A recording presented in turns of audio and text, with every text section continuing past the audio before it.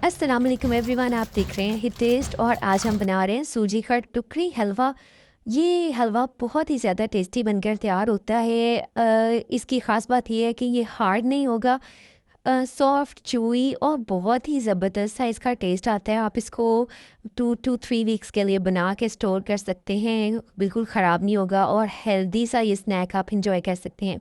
तो चलिए स्टार्ट कर लेते हैं। सबसे पहले बिस्मिल्लाहिर्रहमानिर्रहीम, हम इसके लिए शीरा तैयार करेंगे। तो 1 कप मैंने पानी ले लिया है और साथ 1 कप ही दूध लिया है। आप चाहें तो सिर्फ पानी के साथ भी ये बना सकते हैं। अच्छा, 2 इसमें मैंने कप डाल दिए हैं चीनी के। तो कोई भी 1 कप आप घर में कोई भी प्याली या 1 कप ले लें, सिलेक्ट करनी हो, फिर सारी मेजरमेंट्स आप उसी से कर सकते हैं। तो अभी हम इसको एक दफ़ा हिला लेते हैं और वेट करेंगे कि चीनी जो है ना वो मेल्ट हो जाए। तो एक दफ़ा जब चीनी मेल्ट हो चुकी है, ये देखें कुछ इस तरह से, तो अब हम फ्लेम को कर देंगे मीडियम से लो और इसको पकने छोड़ देते हैं और हम चलते हैं अपनी सूजी की तरफ जिसकी हमें भुनाई करनी है।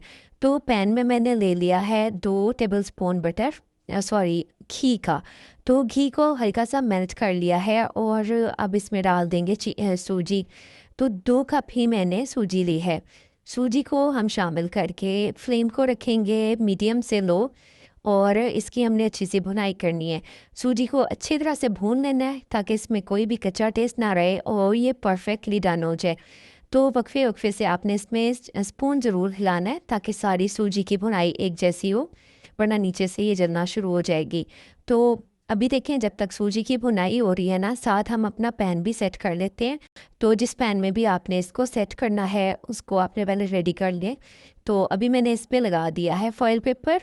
आप इस पे बटर पेपर भी लगा सकते हैं या आप कोई पेपर ना लगाएं, बस इसको नीचे से थोड़ा घी लगा के ग्रीस कर लें ताकि जब हम इसकी निकालेंगे ना टुकड़ी तो वो आसानी के साथ निकल आए।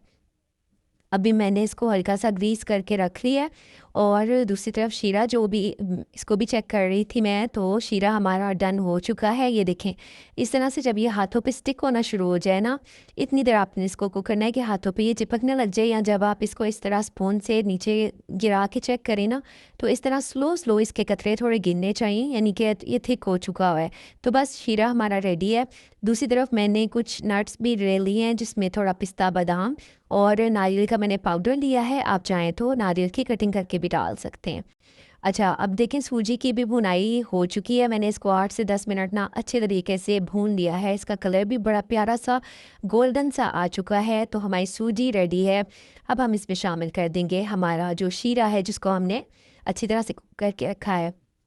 तो आप देख सकते हैं कितना आसान है इसको बनाना, झटपट सा ये बन जाता है और बहुत ही ज़्यादा यम्मी बन के तैयार होता है। मतलब कि जब आप इसको खाएंगे ना तो मज़ा आ जाने वाला है आपको। बच्चों को दें, वो भी बहुत ज़्यादा पसंद करेंगे। बाहर की कैंडीज़ और ये अजीब तरह के चॉकलेट स्नैक्स वगैरह की जगह आप घर में उनको हेल्दी स्नैक बना के दें, बहुत ज़्यादा वो लाइक करेंगे।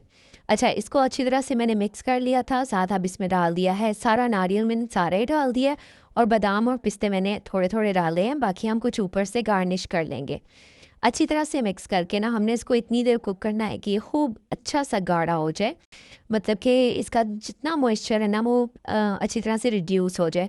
साथ आपने इसमें हाफ़ टी स्पून इलायची पाउडर डाल देना है और आखिर में इसमें डाल देना है सिर्फ 1 टीस्पून घी का डालना है आखिर में, क्योंकि 2 टेबलस्पून हमने शुरू में डाला है और आखिर में हमने सिर्फ 1 टीस्पून डालना है। तो आप देख सकते हैं थोड़ा सा घी ही इस्तेमाल हुआ है और ये बहुत ही लजीज ये हलवा, टुकड़ी हलवा ना बन जाता है।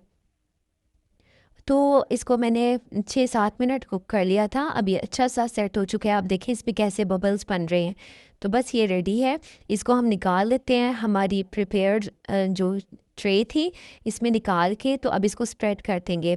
तो अच्छी तरह से इसको स्प्रेड कर दें इवनली और फिर ऊपर से आपने इसको अपनी मर्ज़ी के नट्स जो भी आपको अच्छे लगें, पिस्ता, बादाम, नारियल, किशमिश, आप जो भी डालना चाहें, जो आपको फेवरेट हैं वो आप डाल सकते हैं। अब इसको एक दफ़ा प्रेस कर देंगे नट्स को ताकि ना ये अच्छे से अंदर स्टिक हो जाए।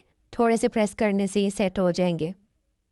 और बस जी, इसको अब आपने रख देना है थोड़ी देर ताकि हल्का सा सेट हो जाए और फिर हम ना इस पे मार्किंग कर लेंगे। तो आपने जिस स्टाइल की भी कटिंग करनी है ना, स्क्वायर, रेक्टेंगल, डायमंड जो भी शेप आपको पसंद है, तो आपने उसमें इसकी टुकड़ियाँ जो हैं वो कटिंग कर लेंगे। पहले मार्किंग कर लें, क्योंकि थोड़ा सा जब ये हार्ड हो जाएगा ना, उसके बाद हम कटिंग करेंगे तो वो थोड़ी मुश्किल हो जाएगी।